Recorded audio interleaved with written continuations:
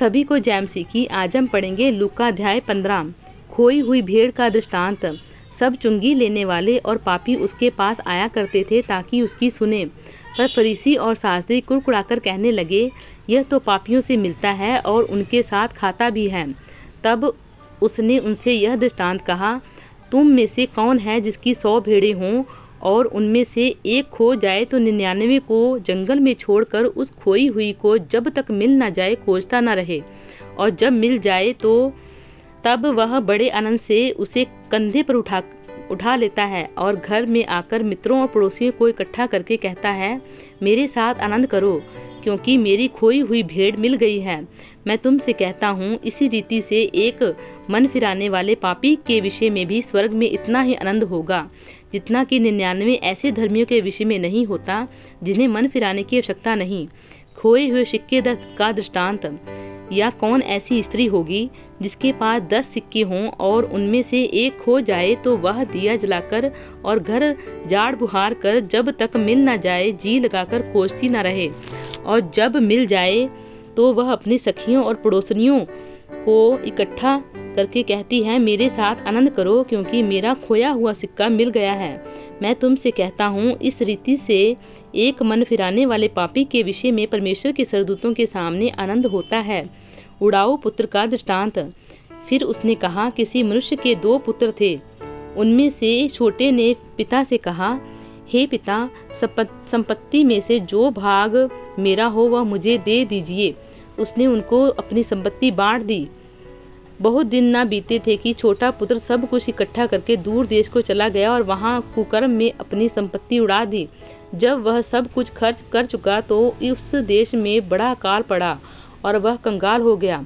इसीलिए वह उस देश के निवासियों में से एक के यहाँ जा पड़ा। उसने उसे अपने खेतों में से सूअर चराने के लिए भेजा और वह चाहता था कि उन फलियों से जिन्हें सूअर खाते थे अपना पेट भरे, और उसे कोई कुछ ना देता था।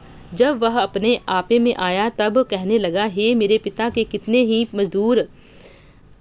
मजदूरों को भोजन से अधिक रोटी मिलती है और मैं यहाँ भूखा मर रहा हूँ। मैं अब उठकर अपने पिता के पास जाऊंगा और उससे कहूँगा कि पिताजी, मैंने स्वर्ग के विरोध में और तेरी दृष्टि में पाप किया है। अब इस योग्य नहीं रहा कि तेरा पुत्र कहलाऊं। मुझे अपने एक मजदूर के समान रख ले। तब वह उठकर अपने पिता के पास चला। वह अभी दूर ही था कि उसके पिता ने उसे देखकर तरस खाया और दौड़कर उसे गले लगाया और बहुत चूमा।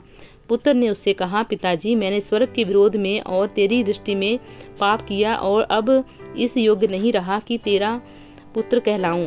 परंतु पिता ने अपने दासों से कहा, झट अच्छे से अच्छा वस्त्र निकालकर उसे पहनाओ और उनके हाथ में अंगूठी और पाँव में जूतियां पहनाओ और पला हुआ बछड़ा लाकर मारो ताकि हम खाएं और आनंद बनाएं।